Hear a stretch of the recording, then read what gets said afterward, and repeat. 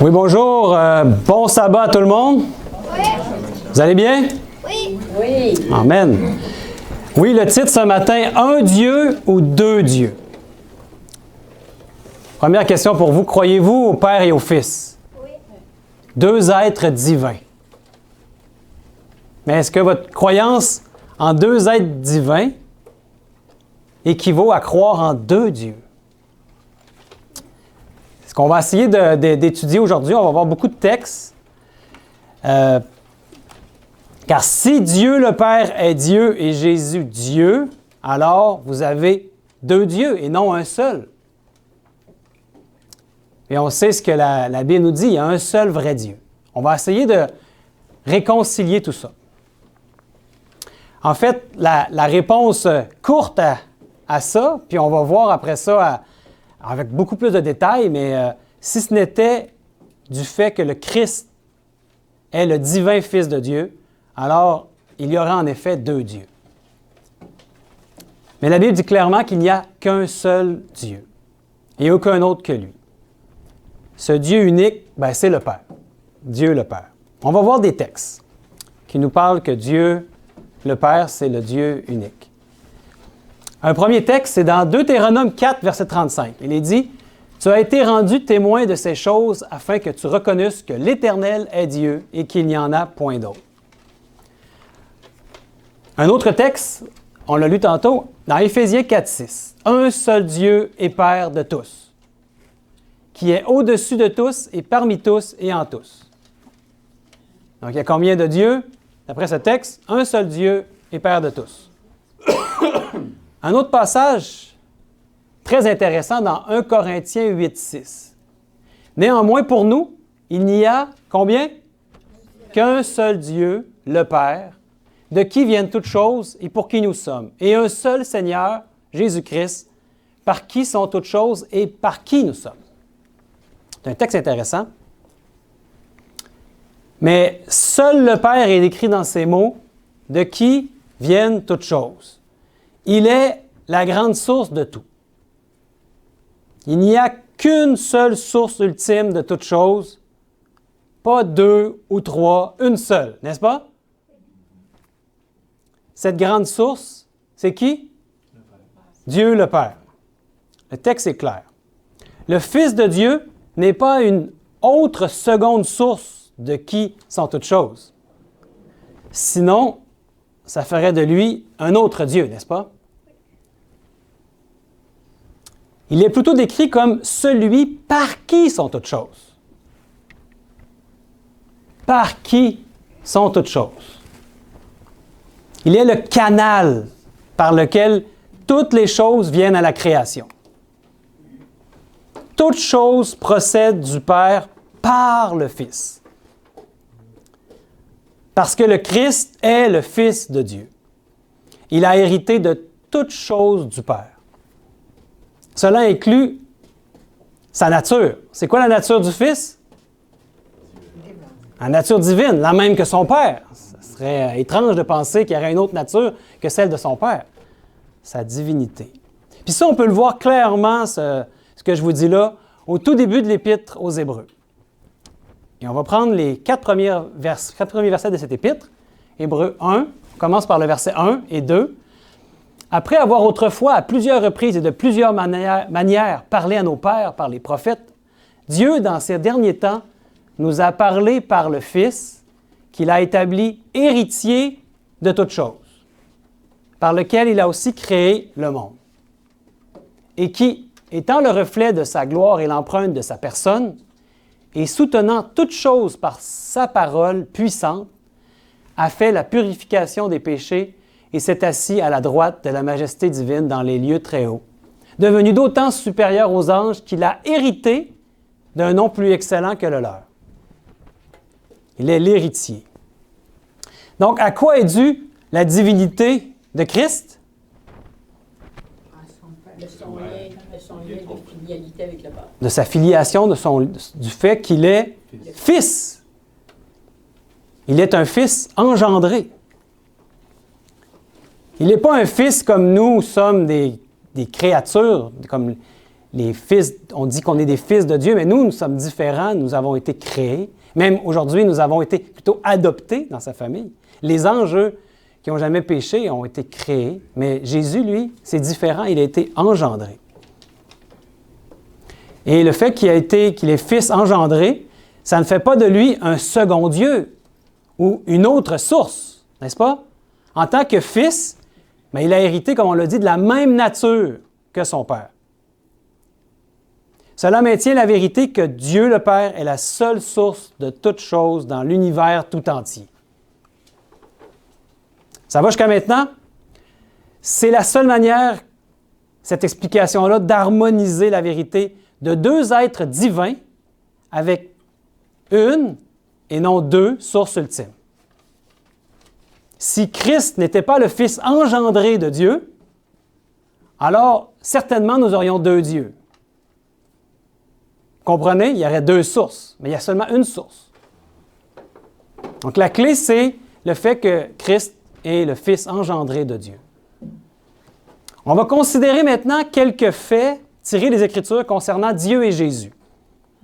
Puis vous allez voir qu'après, à la fin, la Bible va parler clairement. Ça va être clair. Puis aussi, on va pouvoir amener une application pratique à ça pour aujourd'hui, pour bien comprendre l'Évangile. Donc, premier élément, le Père est Dieu. On l'a vu. On l'a vu déjà ces deux versets-là. On va en voir un troisième.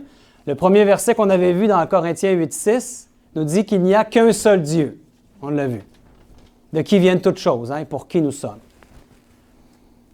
On a vu aussi dans Éphésiens 4,6 que le Père est Dieu. Un seul Dieu et Père de tous. Le Père est Dieu. Et dans Jean 17,3, c'est un texte qu'on aime beaucoup ici parce que c'est notre verset, c'est notre site web qui aide à montrer en qui on croit. C'est-à-dire, la vie éternelle, c'est qu'ils te connaissent, toi, et c'est du Père qu'on parle, le seul vrai Dieu, et celui que tu as envoyé, Jésus-Christ. Donc, la vie éternelle, c'est de connaître deux êtres divins, mais le seul vrai Dieu, c'est le Père, d'après ce texte. Un autre élément qu'on peut voir, c'est que Christ est Dieu. Est-ce qu'on voit ça dans la Bible, que Christ est Dieu? Un premier texte dans Hébreux 1,8 qui dit « Mais il a dit au Fils, ton trône, ô Dieu, est éternel. Le sceptre de ton règne est un sceptre d'équité. » Ça, c'est dans Hébreux, où est-ce qu'on parle de Jésus. Ton trône, ô Dieu.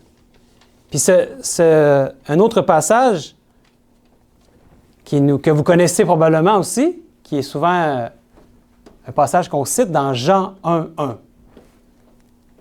Qui dit « Au commencement était la parole, et la parole était avec Dieu, et la parole était Dieu. » La parole, c'est qui? C'est Jésus.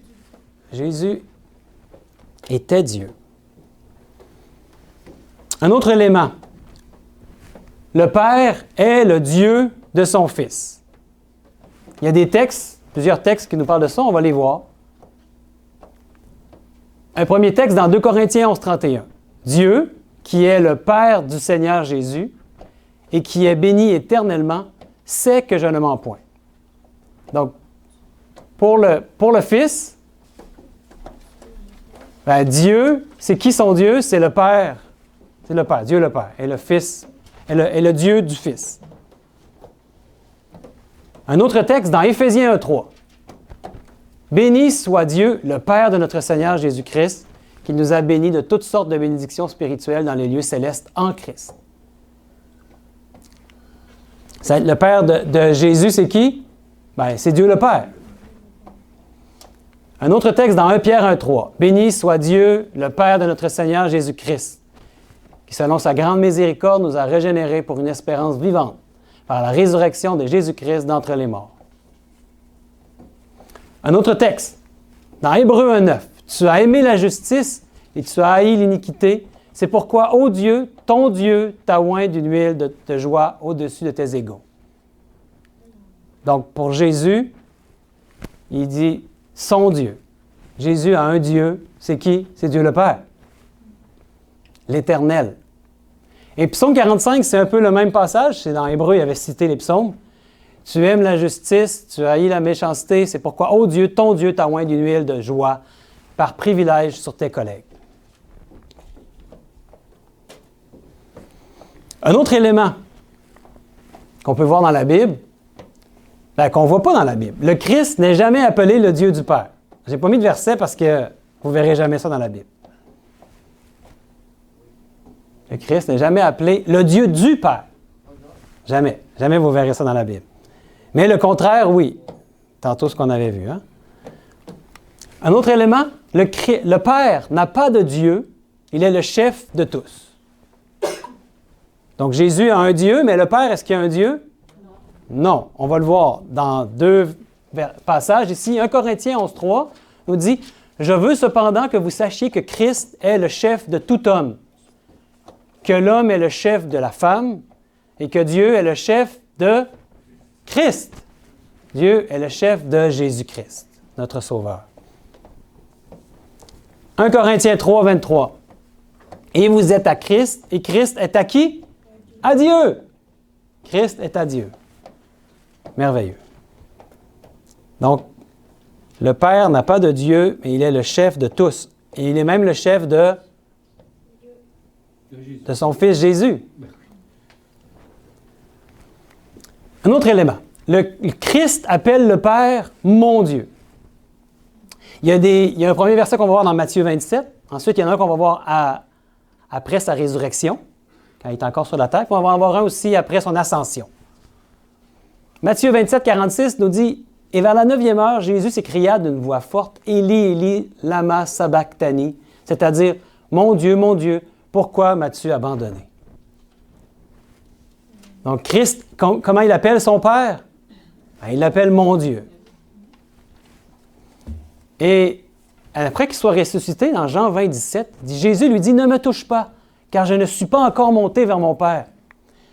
Mais va trouver mes frères et dis-leur que je monte vers mon Père et votre Père, vers mon Dieu et votre Dieu. » Clairement ici, il dit « Mon Dieu ». Et après son ascension au ciel, dans l'Apocalypse, au chapitre 3, verset 12, il est écrit « Celui qui vaincra, je ferai de lui une colonne dans le temple de mon Dieu, et il n'en sortira plus. J'écrirai sur lui le nom de mon Dieu, et le nom de la ville de mon Dieu, de la nouvelle Jérusalem qui descend du ciel auprès de mon Dieu, et mon nom nouveau. » Il y a plusieurs fois le mot « nom mon Dieu », hein? Combien de fois? 1, 2, 3, 4 fois dans un même verset. Donc, je pense que Christ veut qu'on sache c'est qui son Dieu. En fait, c'est le même Dieu que nous.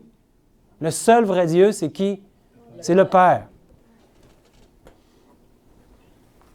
Donc, il appelle clairement le Père son Dieu. Un autre élément à considérer. Le Père est appelé le seul vrai Dieu. Il est appelé aussi l'Ancien des jours. Dans 3 versets, on va voir ça. Bien, on l'a déjà vu dans Jean 17, 3. Le seul vrai Dieu. On l'avait lu tantôt. Et l'Ancien des jours, on le voit dans 3 versets du livre de Daniel. Dans Daniel 7, verset 9. « Je regardais pendant que l'on plaçait des trônes, et l'Ancien des jours s'assit. » C'est qui l'Ancien des jours? Il décrit ici, son vêtement était blanc comme la neige, et les cheveux de sa tête étaient comme de la laine pure. Son trône était comme des flammes de feu, et les roues comme un feu ardent. L'Ancien des jours.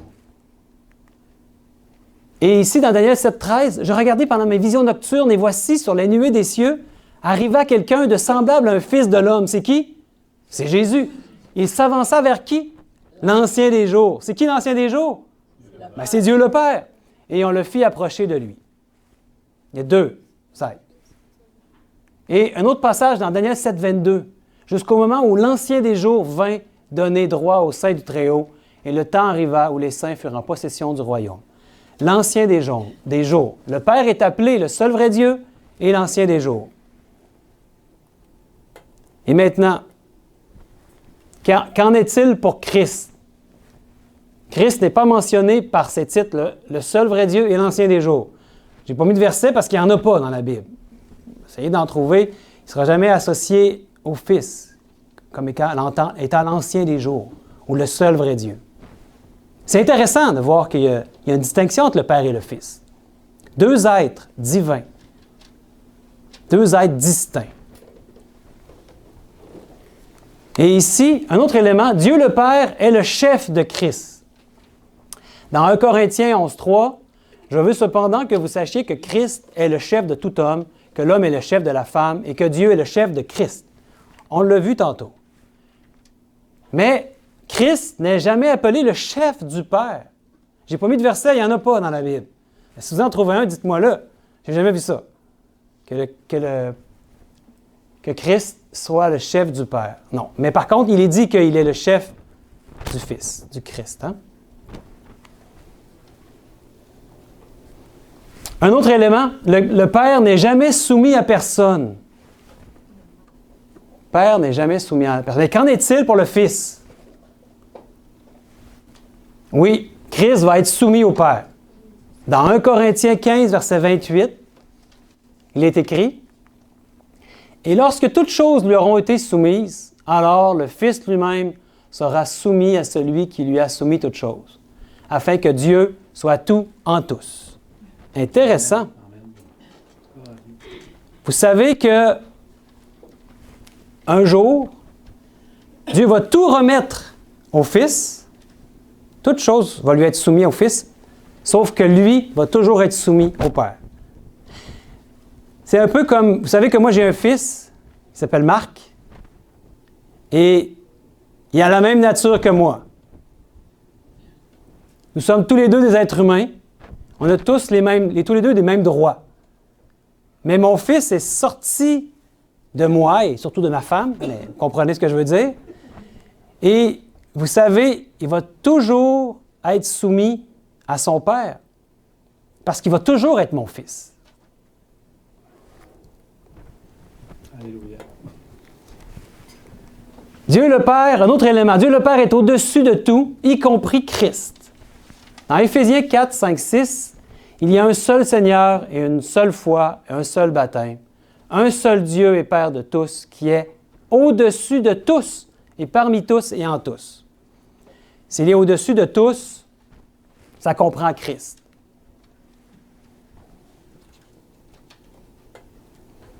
Et est-ce qu'on voit que dans la Bible, Christ serait au-dessus du Père? On ne voit pas ça dans la Bible. Vous ne verrez jamais un verset qui dit ça. Christ n'est pas au-dessus du Père. Une autre chose qu'on peut dire, le Père n'est jamais appelé le Fils. Je veux dire, ça ne se trouve pas dans la Bible. Mais en fait, c'est biblique parce qu'on ne le voit pas dans la Bible. Dans le sens où ça n'existe pas. Le Père n'est jamais appelé le Fils. La même chose, le Fils n'est jamais appelé Dieu le Père. Vous ne verrez pas ça non plus dans la Bible. Êtes-vous d'accord que bien que le Christ soit appelé Dieu dans la Bible, bien, il y a pourtant une claire distinction entre le Père et le Fils. Avec ce qu'on vient de voir, il y a vraiment une distinction entre les deux, n'est-ce pas? C'est une confirmation que le Père est l'unique grande source de tout et le Fils est le canal par lequel toute chose coule. Alléluia. Amen. Est-ce à dire que le Christ serait moins divin que son Père? Absolument pas. On est divin ou on ne l'est pas. On ne peut pas être à moitié divin. Christ est clairement divin. Il a la nature de son Père. Il est tout aussi divin car par héritage, il, Christ, a obtenu un nom plus excellent que les anges, étant le Fils du seul Dieu. Il a hérité de son Père, de tous les attributs de la divinité, et il a été fait égal au Père. Et il a plu au Père qu'en lui habite toute la plénitude de la divinité. Toute la plénitude de la divinité. On voit ça dans Colossiens 1, 19. Car Dieu a voulu que toute plénitude habite en lui. Ça veut dire toute, hein? C'est toute plénitude. Christ est pleinement divin. Il est Dieu essentiellement et au sens le plus élevé. Est-ce que l'esprit de prophétie confirme ce lien entre les deux? Qu'est-ce que l'esprit de prophétie? Il y a plusieurs textes qui nous parlent de ce sujet, du Père et du Fils. J'en ai choisi 3. Un premier qui est dans le livre Jésus-Christ, à la page 11. Le Christ a tout reçu de Dieu et il l'a pris pour le donner. Il en est ainsi du ministère qu'il exerce dans les parvis célestes en faveur de toutes les créatures. Par l'intermédiaire du Fils bien-aimé, la vie du Père se répand sur tous. Elle retourne par l'intermédiaire du Fils sous forme de louanges et de joyeux services, telle une vague d'amour vers la grande source universelle. C'est qui la grande source universelle? C'est le Père. Ainsi, à travers le Christ, le circuit bienfaisant est complet, représentant le caractère du grand donateur, la loi de la vie. Il y a une harmonie formidable. C'est tellement beau quand il est dit une vague d'amour. Et ici, c'est un passage du livre Youth Instructor. On n'a pas ça en français, mais c'est une traduction ici. De toute éternité, il y a eu une unité complète entre le Père et le Fils. Ils étaient deux, mais presque identiques.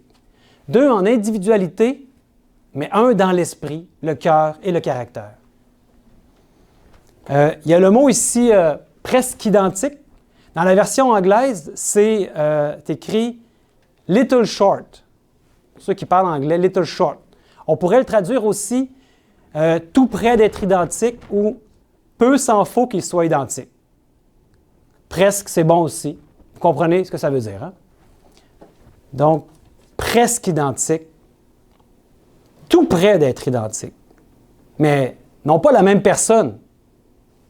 Très important de comprendre que ce n'est pas la même personne, c'est deux êtres divins, le Père et le Fils. Un autre passage ici de témoignage pour l'Église, volume 8, on ne l'a pas non plus en français, c'est une traduction aussi que j'ai faite. Dieu est le Père de Christ, Christ est le Fils de Dieu. Au Christ a été donné une position élevée et il a été mis à égalité avec le Père. Tous les conseils de Dieu sont ouverts à son Fils. De quelle manière Christ il lui a été donné une position élevée? Bien, par héritage, on l'a dit tantôt. Il a été engendré. Donc, il a hérité de la nature de son Père et tous les attributs qui viennent avec la divinité. Et il a été mis même à égalité avec le Père. Peut-être que c'est encore confus dans votre esprit. Donc, on va prendre une illustration pour nous aider à éclaircir le tableau. D'accord? C'est une illustration. Hein? Toute illustration est toujours imparfaite, mais essayez de me suivre. Donc, supposons que vous ayez une entreprise, puis vous êtes le patron. Un jour, vous avez un fils. Et une fois qu'il est adulte, bien, il travaille avec vous dans l'entreprise. Donc, vous informez tous les employés qu'en votre absence, votre fils sera le patron. Ça vous va? Ses ordres doivent être obéis tout autant que les vôtres. Il peut embaucher et remercier qui il veut. Ça vous va? Donc, bien que cette situation puisse paraître comme s'il y avait deux patrons, la vérité est qu'il y a toujours un seul patron. N'est-ce pas? C'est vous. C'est votre entreprise. En tant que fils fidèle, ses commandements et son autorité sont en parfaite harmonie avec les vôtres, puisqu'il est celui qui vous connaît le mieux. L'autorité qui le qualifie dans ses fonctions est due au fait qu'il est votre propre fils, l'héritier de tout ce que vous possédez. Vous êtes toujours le patron ultime, celui qui est la source de l'entreprise et le chef de toute l'organisation. Votre fils bien-aimé reconnaît ce fait, sachant que cela ne diminue pas son statut ou son autorité. Tout ce qu'il est vient du fait qu'il est votre fils. C'est merveilleux. Il y aurait des contradictions qui seraient présentes s'il y avait deux patrons sans le lien filial qui les unit. C'est la clé qui assure un fonctionnement harmonieux et sans contradiction. Il en est de même avec Dieu le Père et son Fils bien-aimé, mais bien sûr sur une beaucoup plus grande et large échelle, n'est-ce pas? la filiation père-fils de Christ, mais c'est la base de la position qu'il occupe en tant que le seul autre être divin dans l'univers. Christ est appelé Dieu et divin dans la Bible parce qu'il est un fils engendré et qu'il a hérité de toutes choses, y compris la vie de son Père. Dans Jean 5, 26, il est dit « Car comme le Père a la vie en lui-même, ainsi il a donné au Fils d'avoir la vie en lui-même. » Il lui a donné d'avoir la vie en lui-même. C'est ainsi que nous avons deux êtres divins et pourtant une seule grande source de tout.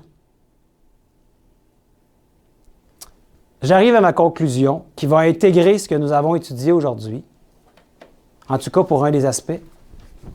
Puis je vais vous poser une question. Est-ce que Dieu le Père peut mourir? Dieu le Père, non. Absolument pas, j'ai entendu. Ben non, j'ai entendu. Qu'est-ce qui arriverait s'il mourait, le Père? Toute vie. La vie finirait ensuite. Ça serait la fin. Ben, ce serait la fin, hein?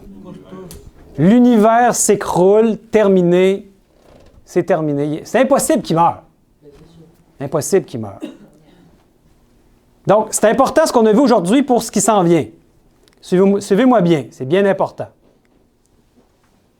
Avec ce qu'on a vu aujourd'hui par rapport au Père et au Fils, ben, on peut arriver à comprendre pourquoi seul Jésus, le Fils de Dieu, pouvait subir la mort expiatoire pour nos péchés. Vous comprenez? Si Dieu était fait de trois êtres divins,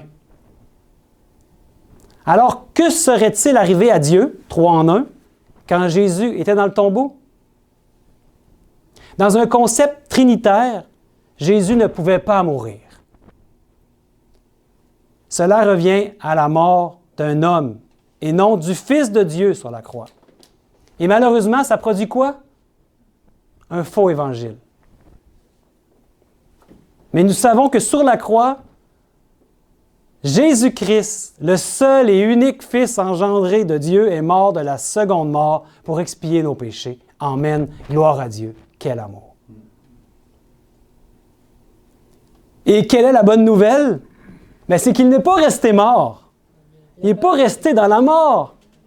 Il a vaincu la mort pour nous, afin que nous n'ayons pas à la subir. Amen. Gloire à Dieu. C'est formidable. Nous méritons cette mort.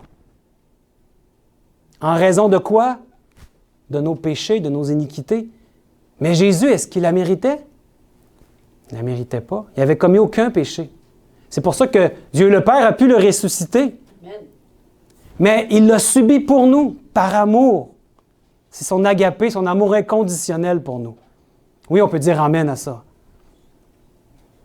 Et le Fils de Dieu est ressuscité. Puis il est maintenant la résurrection et la vie. Notre seul médiateur. On n'en voudrait pas un autre que lui. Que sa vie, par son esprit, soit en nous pour nous sceller du sceau du Dieu vivant, afin que nous ayons la foi de notre Sauveur Jésus, qui seul peut accomplir en nous sa volonté. Et sa volonté, c'est une question d'amour. Selon ce qui nous est dit dans l'Évangile de Jean. On a deux passages dans Jean 14, 15, il dit « Si vous m'aimez, gardez mes commandements. » Et un autre texte dans Jean 15, 10, « Si vous gardez mes commandements, vous demeurerez dans mon amour, de même que j'ai gardé les commandements de mon Père, et je demeure dans son amour. » L'obéissance à tous ces commandements se fera en nous par la vie de Jésus en nous. Amen. L'Esprit de Jésus en nous est ce qui nous scelle et nous donne la victoire sur tous les péchés, incluant le 4e commandement du sabbat du 7e jour, qui sera le test final pour son peuple. Je prie, mes frères et sœurs, pour que Dieu notre Père envoie l'Esprit de son Fils Jésus sur nous tous. Mes chers frères et sœurs, et qu'ici, puissions tous avoir sa vie, son amour, sa paix et sa joie. Amen. Amen. Dieu vous bénisse.